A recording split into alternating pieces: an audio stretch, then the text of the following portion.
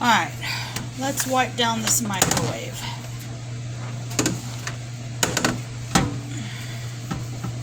You can see how easy that's coming off. Moving my whole microwave. See how easy this is wiping off? And it hardly takes any time at all.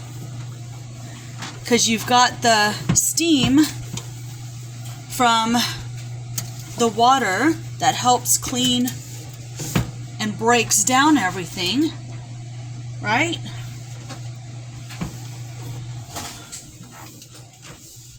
And then the baking soda is an odor absorber, so that didn't take long at all. And then don't throw this water out,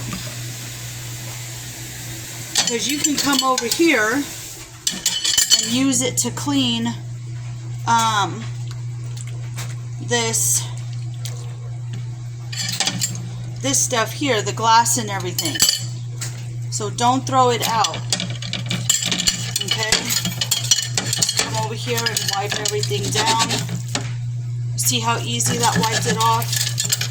So that's what you want to do. Just going to come over here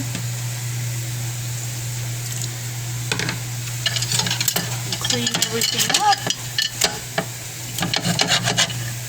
And that is a quick way to get off rag to clean the microwave.